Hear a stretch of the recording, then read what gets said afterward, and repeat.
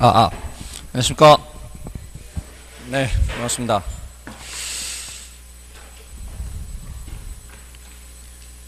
자, 오늘 할 차례가 어디 있지요? 네, 오늘 이제 지난주 금융론에 대해서 좀 간단하게 말씀을 드렸죠. 오늘은 이제 복습을 투자론과 금융론 요 두 가지 위주로 하겠습니다. 앞에 지나간 것들은 저것만 좀 체크하고요. 어떤 것들을 했다라는 정도만 체크하고요. 복습은 투자론부터 금융론까지 이렇게 복습을 해드리겠습니다.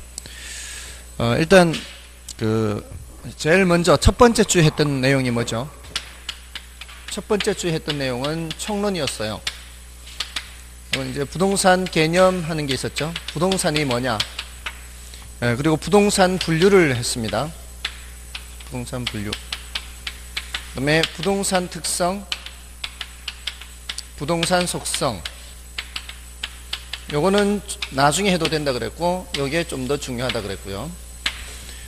그 다음에 2주 차에는 강론으로 들어갔죠. 강론에서 첫 번째 주제가 경제론이었어요. 경제론에서는 수요 공급이 중요하다고 했고요. 이 수요 공급의 개념, 개념에서는 유량 변수와 저량 변수 구별하는 게 있었죠. 이게 중요하고요. 그 다음에 수요량 변화, 수요 변화가 있었죠. 그 재화의 가격이 변해서 수요량이 변하느냐, 그 재화의 가격 외의 요인이 변해서 수요하고자 하는 양이 변하느냐, 그리고 공급량 변화, 공급 변화, 이거 구별이 또 중요하죠. 자, 이렇게 대칭적으로 기억을 하시고요. 그 다음에 균형의 결정과 이동이 있었죠. 균형은 어디에서 결정되는 거예요? 수요량과 공급량이 똑같을 때 균형이 결정되죠. 만약에 균형이 아니라면 그는 초과 수요 또는 초과 공급 상태죠. 그걸 불균형이라 하고요. 불균형에서는 균형으로 가려고 합니다. 초과 수요인 불균형에서는 가격이 올라가서 균형으로 가는 거고요. 초과 공급인 불균형에서는 가격이 내려가서 균형으로 갑니다. 결정된 균형이 이동하는 것은 그래프로 나타냈을 때 교차점이 균형점이고요. 이 균형점이 바뀌기 위해서는 수요 곡선이 이동을 해야 되죠. 이게 수요 곡선 또는 공급 곡선이 이동해야 돼요. 균형의 이동이라는 것은 수요 변화 또는 공급 변화로부터 나타나게 되죠. 자, 이런 내용 했고, 탄력성 했죠. 수량 변화의 크기를 나타내는 거고요. 수량이 많이 변하면 탄력적이고 수량이 적게 변하면 비탄력적이다. 다음에 이제 경기 변동 했어요. 경기 변동은 뭐 한 문제 정도고요. 난이도가 그렇게 높지 않은 단원이라고 그랬죠. 여기가 수요 공급에서 한 4문제 정도가 출제가 되고요. 다음에 이제 3주차의 강론의 두 번째가 시장론이었어요. 시장론은 많이 하지 않았어요. 시장론은 조금만 했습니다. 요거는 부동산 시장의 특성, 과장국 수비비사 있죠. 그리고 부동산 시장의 기능, 자고가 정량했죠. 요 부동산 시장 기능 때문에 사실 이 설명을 드렸던 겁니다. 자본주의 사회에서는 자원 배분을 누가 한다? 시장이 한다 그랬죠. 그런 자원 배분 기능에 문제가 있는 것을 시장 실패라 한다 했고요. 그런 시장 실패가 나타날 때는 정부가 시장에 개입한다 그랬죠. 정부가 시장에 개입하는 것이 정책으로 나타나죠. 그래서 요것 때문에 말씀을 드렸고요. 그 외에 효율적 시장 이론이라든가,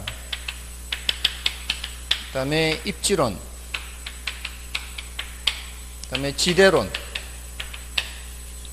그 다음에 마케팅, 마케팅 아니고 도시공간 구조, 도시공간 구조론, 이런 잡다한 내용들이 있습니다. 이건 나중에 하기로 했고요. 다음에 이제 정책론에 들어와서는 이 정부의 시장 개입이라는 것에 대해서 공부했죠. 정부의 개입.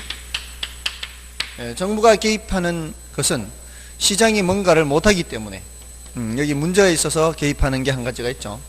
그게 이제 정부의 개입 필요성에서 얘기하는 게 있고요.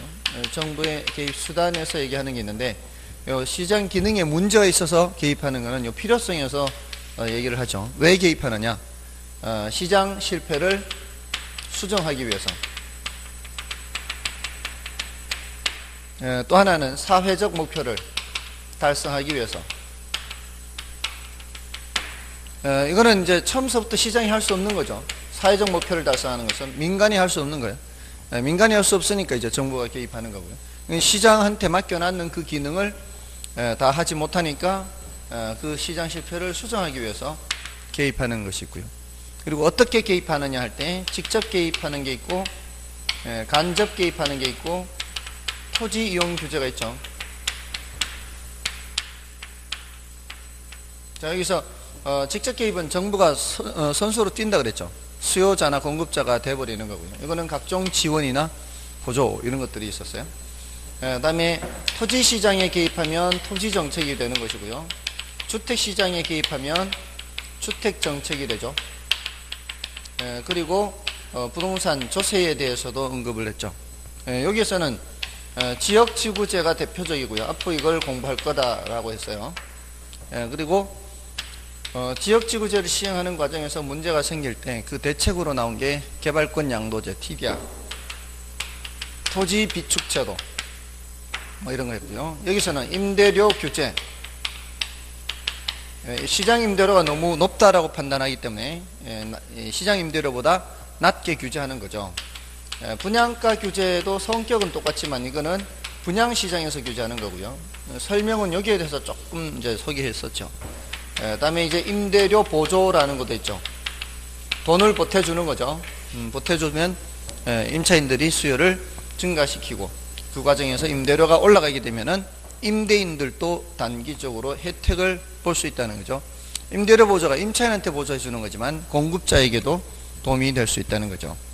다음에 이제 부동산 조세의 경우에는 조세 전가와 그 귀착을 했어요. 귀착. 납세 의무자에게 부과된 조세가 상대방에게 전가돼서 최종적으로 누가 얼마만큼을 부담하느냐의 문제가 조세 귀착인데, 이거는 선택의 폭이 얼마나 많으냐 그렇지 않느냐에 따라 달라진다고 했어요. 선택의 폭이 많으냐 그렇지 않느냐는 탄력성과 관련된다고 했어요. 탄력성이 클수록, 그러니까 탄력적일수록 선택의 폭이 더 많아진다고 했어요. 그래서 선택의 폭이 클수록 조세를 덜 부담하게 된다. 이렇게 연결이 돼요, 나중에. 여기 이제 전체적으로 지금 이렇게 오고 있었고요. 다음에 여기 이제 3주차에 했던 내용이죠. 정책론. 그 다음 4주차에 한 것이 바로 투자론이었어요. 투자론. 지금 오늘이 6주차죠. 맞나요? 별 생각 없죠? 그런 데 대한 것은. 그냥 와서 벌써 그렇게 된 건 아니겠죠, 설마?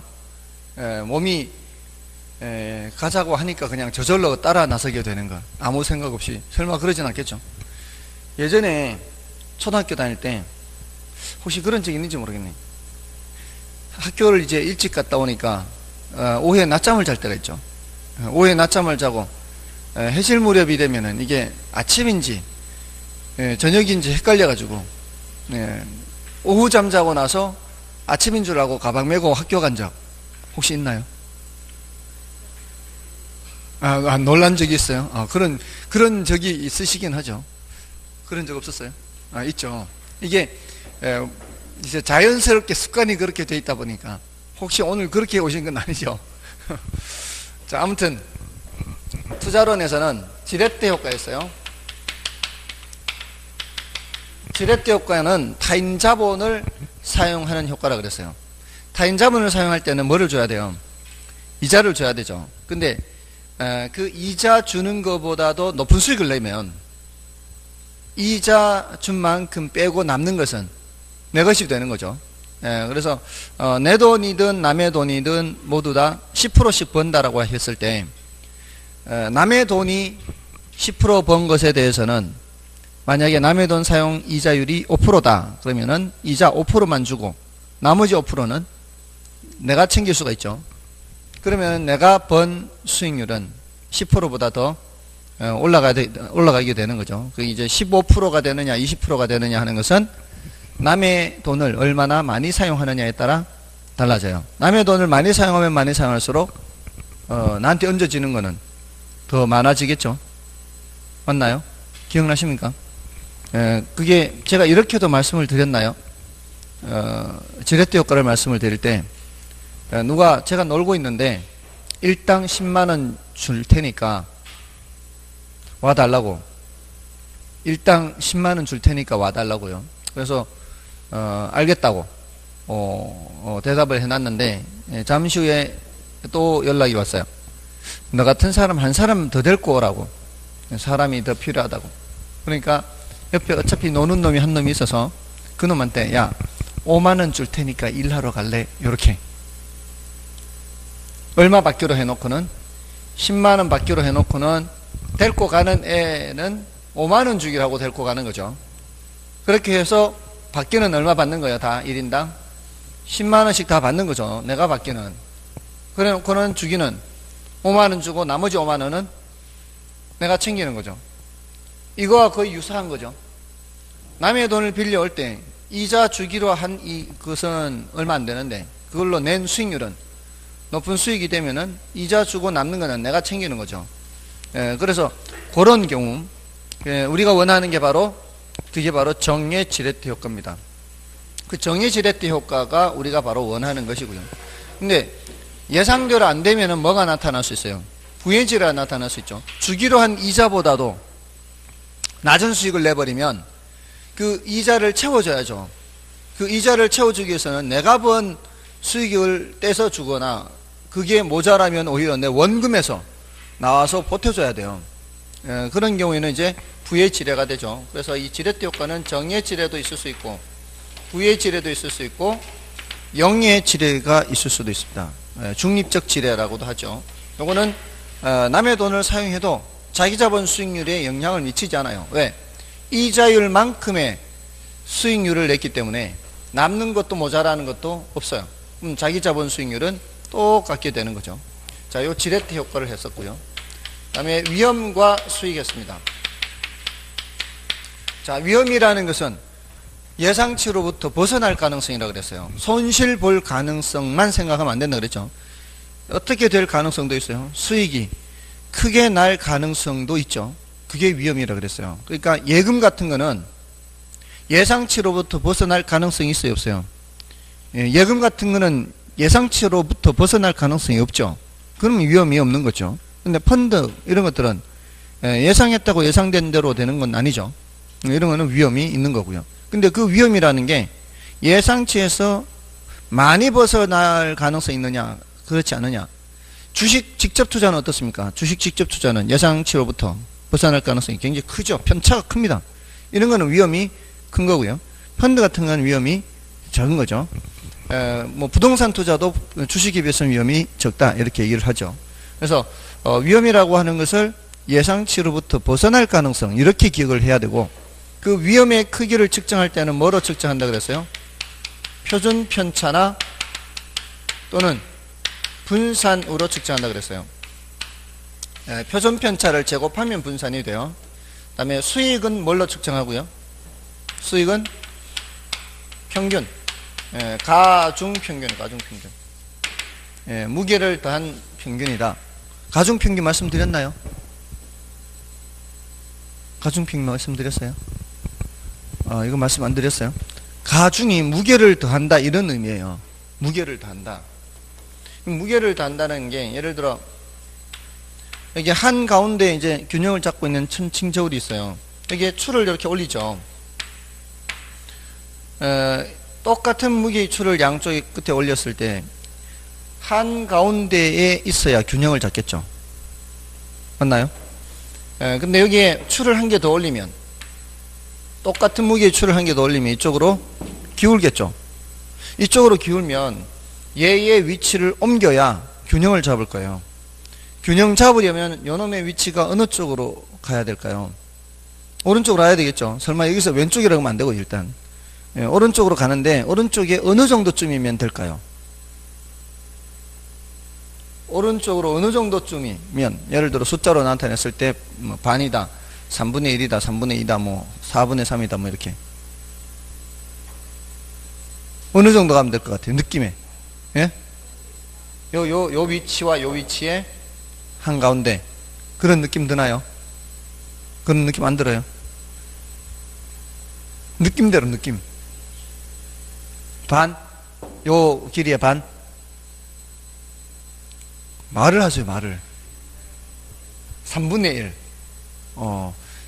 3분의 1. 그 느낌이 누가 더 나은가 하면 3분의 1이 더 나은 거예요. 3분의 1, 3분의 1. 여기서부터 3분의 1이라는 얘기는 여기 전체 길이 있죠. 전체 길이를 몇 등분 하는 거예요? 3등분 하는 거예요. 전체 길이를 3등분해서 어느 쪽이 더 무거워요? 이쪽이 더 무겁죠? 두 개 더 무겁죠? 얘는 한 개고 얘는 두 개잖아요. 추가 전체가 3개, 3개. 그래서 전체가 3개니까 전체를 3등분 하는 거예요. 그래서 무거운 쪽으로 무게를 더한다요. 무거운 쪽으로 2칸이에요. 무거운 쪽으로 2칸. 그러면 균형 잡는 거예요. 이게 가중평균 개념이에요. 무게를 더한 쪽으로 가야 균형을 잡는 거예요. 혹시 중학교 1학년 자녀분 있나요? 중학교 1학년. 지금 다들 애가 없는 나이에요? 결혼 다 컸어요? 대학생이고 아직 결혼 안 하고 아직 결혼 근데 아이 크지는 않고요. 중학교 1학년이면 나중에 이제 중학교 2학년 내년에 중학교 1학년이니까 이제 중학교 2학년이면 지나갔어요. 중학교 2학년에 소금물 농도 계산하는 문제가 나와요. 여러분들 옛날 기억하실런지 모르겠어요. 소금물 농도가 3% 소금물 200g이 있고요. 6% 소금물 100g이 있어요. 이 두 개를 섞어버리면 몇 퍼센트 소금물 몇 g이 될까요? 이런 문제가 나와요. 몇 퍼센트 소금물 몇 g. 자, 이럴 때 지금 3%와 6% 어떤 게 더 짠 거예요? 6%가 더 짜겠죠. 3%보다는. 그러면 더 짠 소금물과 덜 짠 소금물을 섞으면 그 농도는 어떻겠어요? 요거보다는 좀 싱겁지만 요거보다는 더 짠 것이 되겠죠. 맞나요? 그럼 이제 그 사이 어디인가쯤에 될 거 아니에요. 근데 여기가 200g이고 여기 100g이요. 양이 누가 더 많아요? 이쪽이 더 많죠. 소금물의 양이 이쪽이 2대 1이잖아요. 이때도 마찬가지 지금 2대 1이라마 2대 1. 2대 1이니까 전체를 몇 등분해요? 전체를 3등분해요. 3등분. 3%에서부터 6%까지를 3등분 하면은 어떻게 되겠어요? 여기가 3, 여기가 6이니까 4, 5, 6이 되겠죠. 맞나요? 자, 그래서 어느 쪽이 무거워요? 이쪽이 3% 쪽이 무겁죠. 3% 쪽이 더 양이 많잖아요. 그럼 이쪽으로 몇 칸? 이쪽으로 2칸이라면 2대 1이니까 양이 2대 1일 때는 맞나요? 그럼 여기서 이렇게 2칸 가면은 여기가 4%가 되겠죠. 4% 소금물 300g이 되는 거죠. 이거 두 개를 섞어버리니까 그람 수는 200g과 100g을 섞으니까 그람 수는 300g이 되지만 농도는 4%가 되는 거예요. 그죠? 그러니까 이런 것을 그 가중평균 개념을 어려워요? 가중평균 개념을 알면 어느 정도 감을 잡을 수가 있어요. 우리 시험에 이 몇 대 몇 가중평균 개념은 굉장히 많이 나와요. 엄청 많이 나와요. 가중평균 개념이. 예를 들어서 감정평가를 할 때 어떤 토지를 평가하는데 600제곱미터는 완경사고요. 400제곱미터는 평지예요. 그러면 어떤 게 땅값이 더 높아요? 이게 이제 더 높은 거예요. 그러니까 평지의 땅값을 100%로 봤을 때 완경사지의 땅값은 한 80% 정도가 된다면 이게 이 1000제곱미터 전체 토지 1000제곱미터 전체 토지는 제곱미터당 어느 정도가 될까요? 몇 퍼센트 정도 될까요? 이렇게 1000제곱미터 전체에 대해서는 몇 퍼센트 정도 될까요? 1000제곱미터가 전부 다 평지라면 몇 퍼센트? 100%가 되겠죠. 전부가 완경사면 80%겠죠. 근데 지금 일부는 완경사, 일부는 평지니까 80%와 100% 사이 어디쯤이 되겠죠. 근데 이게 만약에 반반이 완경사 평지라면, 반반이라면 딱 몇 퍼센트 되겠어요? 이게 딱 반반이면은 가치가 80%와 90%의 한가운데, 80% 100% 한가운데 90%가 되겠죠. 반반이니까. 평지 반, 완경사 반이니까. 뭔 뜻인지 아시겠어요? 근데 지금 이게 완경사 부분이 넓이가 더 넓잖아요.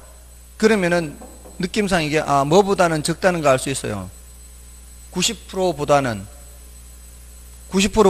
이쪽으로, 이게 더 많으니까. 맞나요? 예, 이쪽으로 더 끌려갈 거란 말이에요. 무게가 무거운 쪽으로. 그럼 90%보다는 숫자가 작아져야 되죠. 우리 시험에 이렇게 나왔단 말이에요. 1번 94, 2번 92, 3번 90, 4번 88, 5번 86. 이렇게 하면은 이 가정평균 개념을 알면은 94%, 92%, 90% 이거든, 이 셋은 예선 탈락이에요. 절대로 90이 될 수가 없으니까. 딱 반반이라야 90이니까. 그럼 찍어도 뭐 중에 찍는 거예요? 찍어도 이 둘 중에 찍는 거예요. 아시겠습니까? 우리 시험에는 이렇게 몇 대 몇으로 해서 이렇게 하는 게 굉장히 자주 나옵니다. 그래서 가정평균 개념이 굉장히 유용하게 쓰여요. 그러니까 가정평균 개념을 잘 기억을 하시라고요. 무거운 쪽으로 그만큼 끌려간다는 개념이에요. 그러니까 우리 기대 수익률 계산할 때도, 이 수익률 계산할 때 뭘로 한다고요? 가중평균 한다고요. 지난번에 할 때 확률이 반반일 때 하지 않았나요? 확률이 반반일 때 반은 뭐 예를 들어 뭐 7%, 반은 마이너스 1% 이러면은 투자론 안 했어요, 혹시? 투자론을 안 했어요? 설마? 위험과 수익은 안 했나요? 했죠? 위험 수익 할 때 제가 확률이 반반인 거 안 했네, 반반. 확률이 반반. 반은 50% 확률로 1억 9천이 되고, 50% 확률로 5천이 되고, 예? 우리 교재에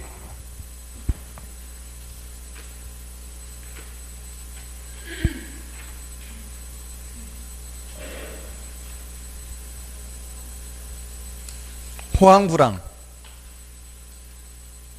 호황일 때 229쪽에 있는 그 숫자들요. 호황이면 1억 9천, 불황이면 5천, 확률이 반반일 때, 이때는 어떻게 돼요? 확률이 반반일 때는, 그때는 한 가운데 값이에요. 한 가운데 값. 그죠?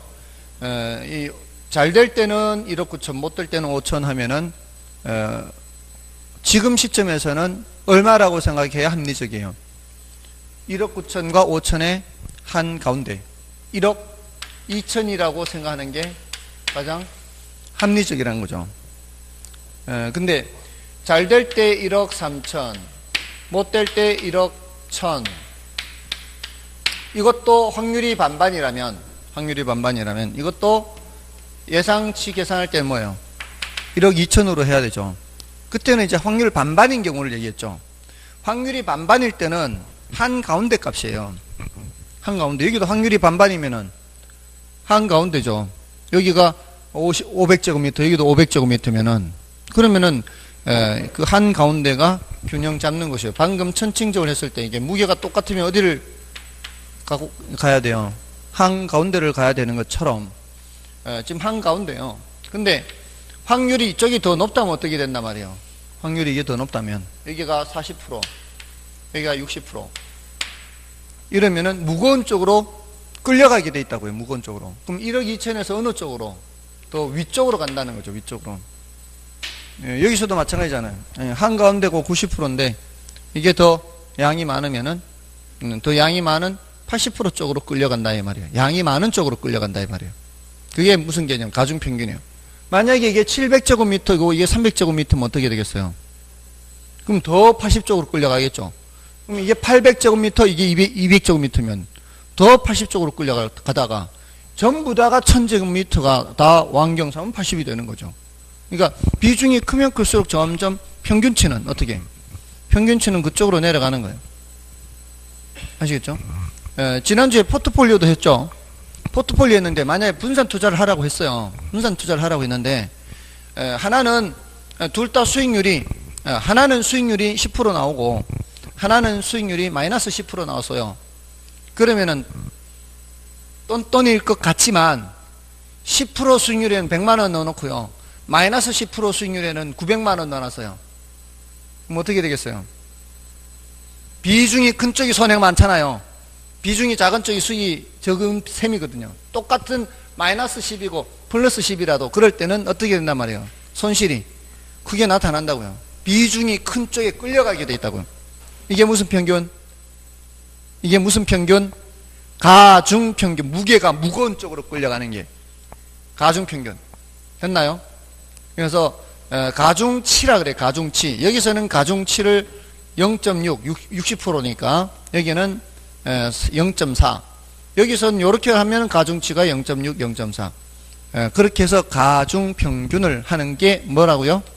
수익이래요. 수익. 여기 위험은 뭘로 측정하고? 위험은 표준 편차나 분산으로 측정하고, 수익은 뭘로 측정한다? 가중평균. 이렇게. 가중은 생략할 수 있어요. 무게를 더한 평균이다. 다음에 그 수익에 와서 이제 기대 수익률과 요구 수익률을 했었어요. 기대 수익률이 바로 우리가 이렇게 가중평균한 이 값이에요. 기대 수익률. 이 기대 수익률은 가중평균에서 나타내기 때문에 여러분이 계산하든 제가 계산하든 똑같이 나와야 돼요. 이건 객관적 수익률이에요. 근데 똑같은 예상 수익률을 제시를 하더라도 어떤 사람은 한다라고 하고 어떤 사람은 안 한다라고 한다 그랬죠. 똑같은 펀드를 권유를 해도 어떤 사람은 한다 그러고 어떤 사람은 안 한다 그러는 거는, 한다는 사람은 그 수익률이 괜찮기 때문에 하는 거 아니에요? 한다는 사람은 괜찮으니까 하는 거 아니에요? 그 소리는 그 사람이 속으로 생각하는 어떤 기준이 있다면 그 기준보다는 더 높으니까 하는 거 아니에요? 그 속으로 생각하는 그 기준이 되는 수익률, 그게 바로 요구 수익률이라고 해서 주관적 수익률이라고 그랬어요. 그 속으로 생각하는 그 요구 수익률보다 뭐가 크면, 기대 수익률이 크면 채택한다 그랬죠. 이게 이제 주관적 수익률이라고 했어요. 자, 요렇게 좀 소개를 했었고요.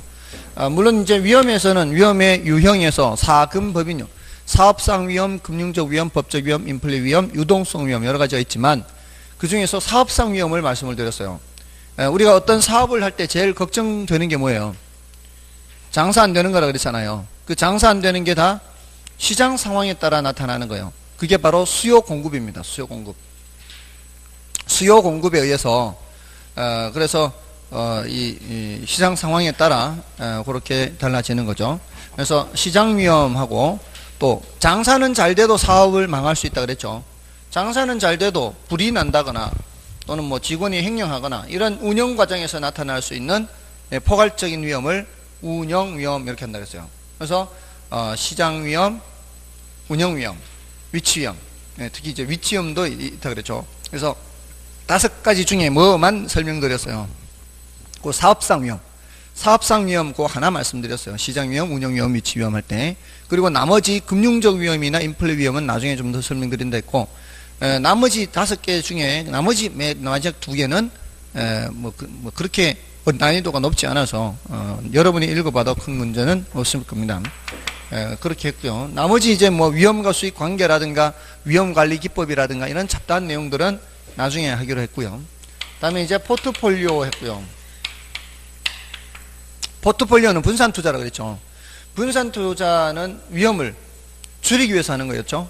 그럼 위험을 줄이는데 모든 위험을 줄일 수 있는 것은 아니라 그랬어요. 모든 투자 안에 공통으로 다 똑같이 미치는 위험은 체계적 위험이라고 그랬죠. 이 체계적 위험은 줄일 수가 없어요. 어떤 위험을 줄일 수 있다? 비체계적 위험을 줄일 수 있다. 그리고 비체계적 위험을 가능한 한 많이 줄이려면은 수익률의 변동 방향이 서로 반대가 되도록 해야 효과가 높고요. 만약에 이 두 개만 놓고 투자를 했는데 공교롭게 동시에 그 위험이 터져버리면 또 손실을 볼 수가 있죠. 그래서 가능한 한 구성자산 수를 다양하게 하는 방법도 있다 그랬어요.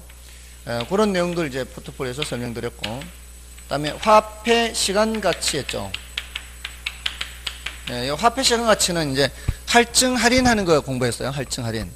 할증 할인하는 거 공부했는데, 혹시 이거 100만 원이 1년 후에 110만 원이 될 때, 현재 100만 원이 내년에 100만 원이 될 때, 110만 원이 될 때 이자율이 10%고요. 할증을 할 때 어떻게 한다 그랬죠? 100 곱하기 1 플러스 할증률 한다 그랬죠? 이때 여기 왜 1이 들어가는지 혹시나 모르시는 분을 위해서 말씀을 드리면, 이자만 계산할 때는 어떻게 해요? 이자만 계산할 때 이자만 계산하면 곱하기 0.1을 하죠. 이자율이 10%니까 이렇게 하면 뭐만 계산이 돼요? 이자만 계산돼요. 곱하기 0.1 하면은. 근데 요거는 뭘 뜻하는 거예요?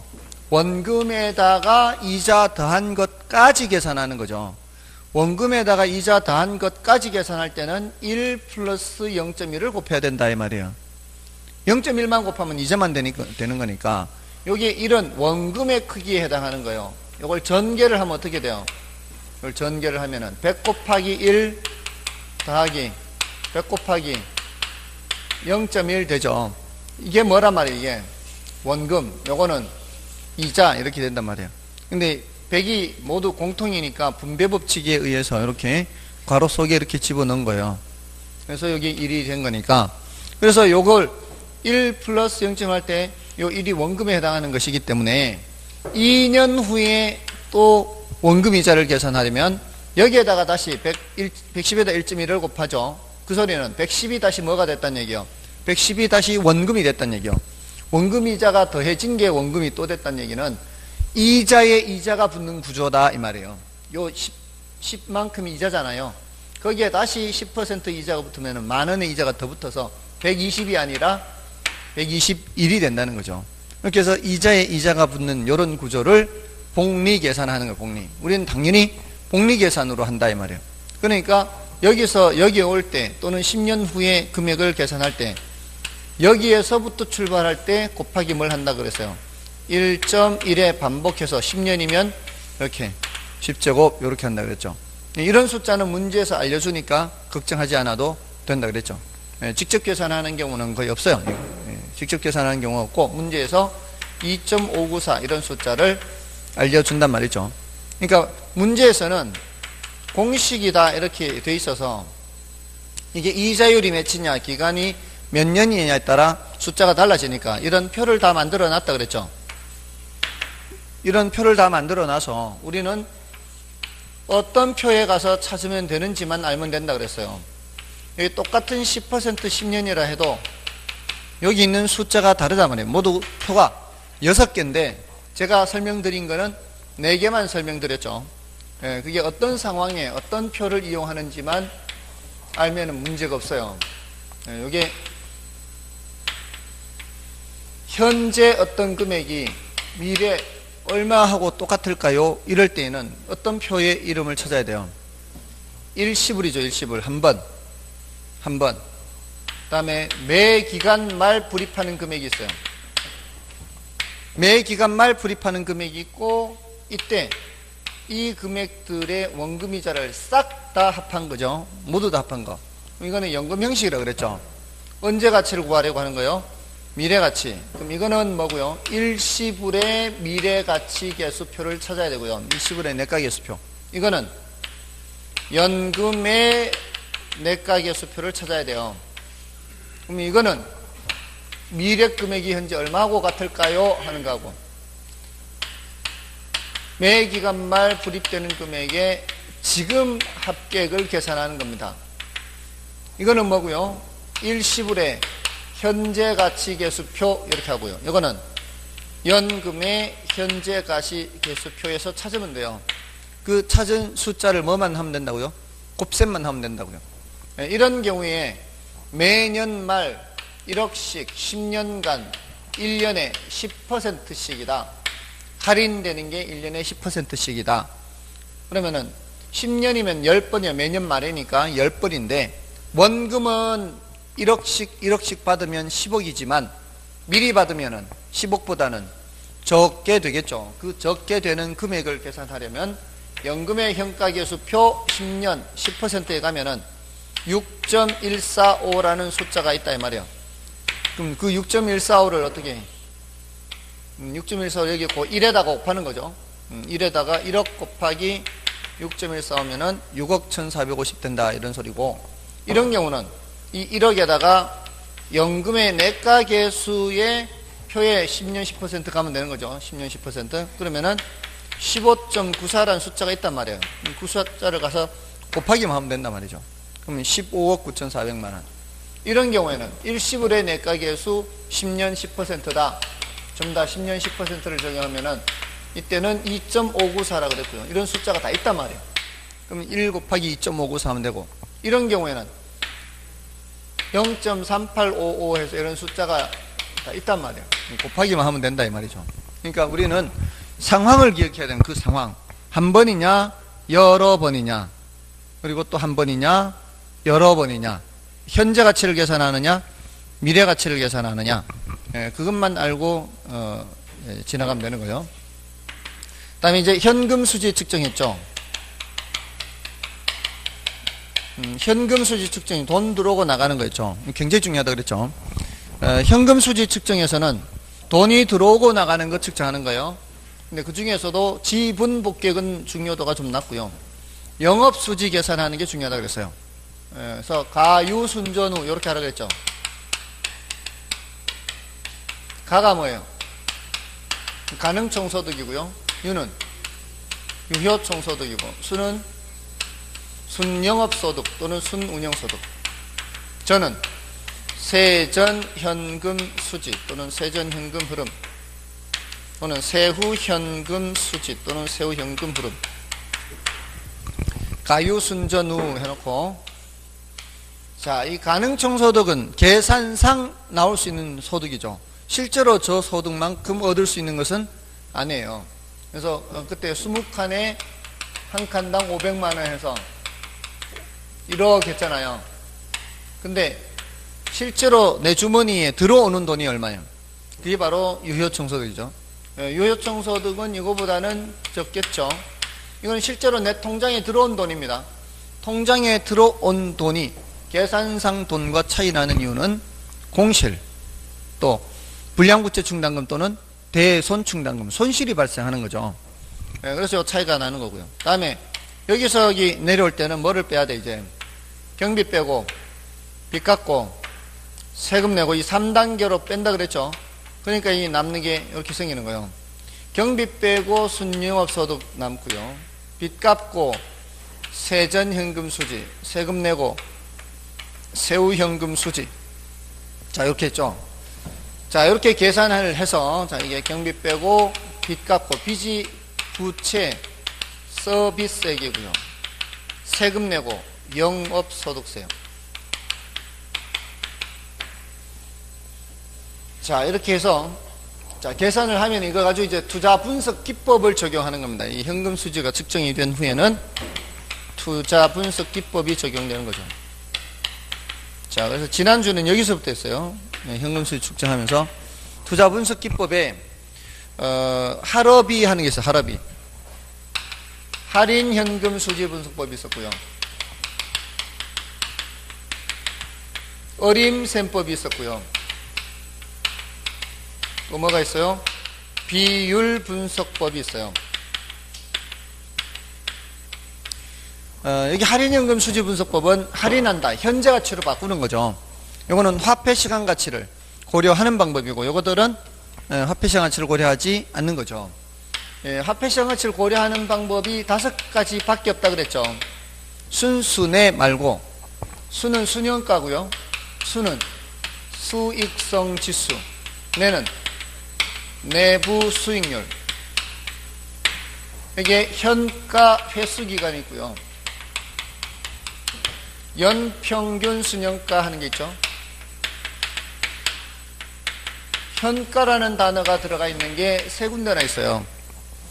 이것들은 당연히 화폐시장 가치를 고려하는 거고, 그리고 내부 수익률과 수익성 지수 이 두 가지만 따로 기억하면 된다 그랬죠. 일단은 지금 단계에서는 화폐시장 가치를 고려하느냐 그렇지 않느냐를 아는 것만으로도 훌륭합니다. 왜냐하면은 이론 문제가, 이 투자 분석 기법의 이론 문제가 최근 10년간 15문제가 나왔어요.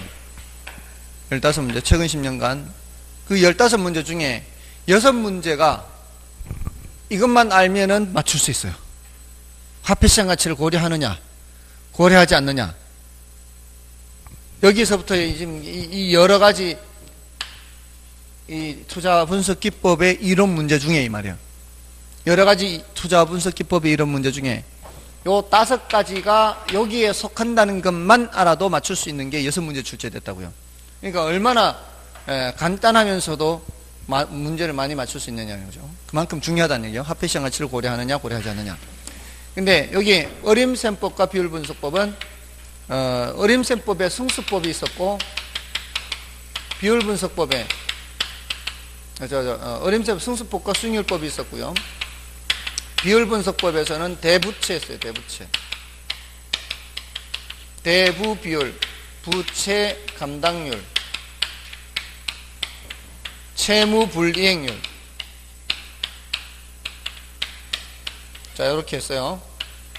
대부비율 하고요. 자, 이게 승수와 수익률이 있는데 이걸 시간 많이 들여서 했어요.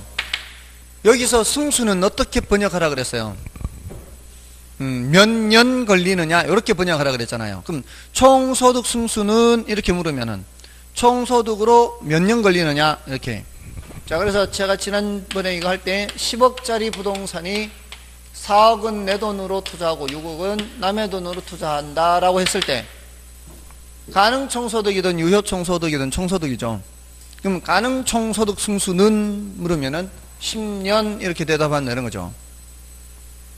몇 년 걸리느냐 하는 거니까. 유효총소득 승수는 11년, 약 11년.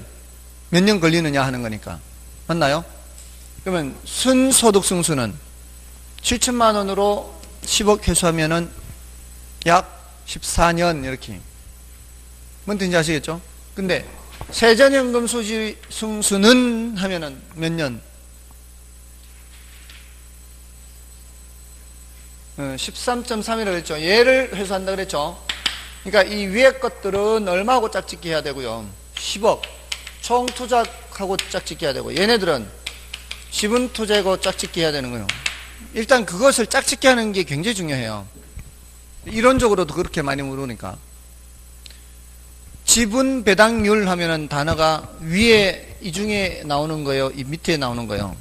지분 배당 밑에 어딘가에 나오는 거예요. 그럼 지분 배당률, 율자가 붙었죠. 율자가 붙은 거는 수익률법이에요. 근데 밑에 나오면은 지분 배당률 이런 말이 나오면 투자액이, 총 투자액이 나와야 돼요, 지분 투자액이 나와야 돼요. 지분 투자액. 그걸 알면 된다는 거예요. 일단은 우리 시험에 어떻게 나오는가 하면은 지분 배당률이란 총 투자액에 대한 세전 현금 수지 비율을 말한다. 이러면 틀린다 이 말이에요. 총 투자액이 나오면 안 된다 이 말이에요. 됐죠? 자, 일단 그게 중요해요. 짝짓기가. 지금 당장 이렇게 여러 가지 용어를 구사하는 것보다는 여기서 모두 네 가지 있단 말이에요. 네 가지. 그래서 뒤에 두 가지는 지분 투자액이 나와야 되고, 앞에 두 가지는 총 투자액이 나와야 돼요. 이 앞이라는 게 위를 말하는 거예요. 총소득, 순소득 이 두 가지. 총소득, 순소득. 세전수지, 세후수지 뒤에 두 가지. 됐나요? 자, 다음에 대부비율은 남의 거 비율이라 그랬어요. 남의 게 몇 %냐? 그럼 내 거는 반대로 생각하면 되죠. 대부비율이 60%다 그럼 내 거는 40%다 이렇게 되는 거죠. 그렇게 생각하면 되고요. 그 다음에 부채 감당률은 부채를 감당할 수 있는 능력이라 그랬어요. 부채는 누가 감당해요? 대출 받은 사람이? 예, 또 그러면 안 돼요. 순영업소득. 부채 서비스액이 4천인데 여기서는 7천에서 4천 빼니까 3천 됐죠. 부채는 누가 감당한다? 순영업소득이. 이러면 뭐가 나오는 거예요? 부채 감당률이 나오는 거예요. 부채 감당률은 뭐하고 짝짓기 하는 거예요? 순영업소득과 부채 서비스 짝짓기 하는 거예요. 그럼 채무불이익률은 요 위에 유효총소득은 영업경비와 부채 서비스를 감당할 수 있어야 돼요. 이 9천만 원이 말이죠. 지금 여기 경비가 몇 천으로 돼 있어요? 경비 2천 안 썼지만 2천으로 돼 있는 거나 다름없죠. 부채 서비스가 얼마로 돼 있어요? 4천으로 돼 있죠. 자, 이 9천만 원이 뭐를 감당할 수 있어야 이 2천만 원과 4천만 원 이 합계를 감당할 수 있어야 이렇게 남는 3천이 있다 이 말이에요. 됐나요? 그거 살펴보는 게 채무불이익률이에요. 유효총소득이 영업경비와 부채 서비스액을 감당할 수 있는지 살펴보는 것이 바로 채무불이익률이다. 됐나요? 그러면서 채무불이익률은 클수록 좋아요, 작을수록 좋아요? 그건 작을수록 좋겠죠. 부채 감당률은 클수록 좋은 거예요. 자, 그렇게 해서 일단 그 개념을 알아두시는 게 중요한 거예요. 승수라는 게 회수하는데 몇 년 걸리느냐 이런 개념, 그걸 알면은 나중 되면은 자연스럽게 분모분자는 자리 잡아갈 수밖에 없어요. 그러니까 지금 단계에서부터 이 용어들을 다 뭐 알려고 애를 쓸 필요는 없는 거예요, 사실은. 아시겠죠? 그렇게만 해도 나중에 충분합니다. 자, 여기에 이제 투자 분석 기법 여기까지 시간을 많이 써서 말씀드렸고요. 그 다음에 이제 금융론, 지난주에 금융론도 했죠. 금융론 한 거는 그거는 좀 쉬고 복습하면서 말씀을 드리겠습니다.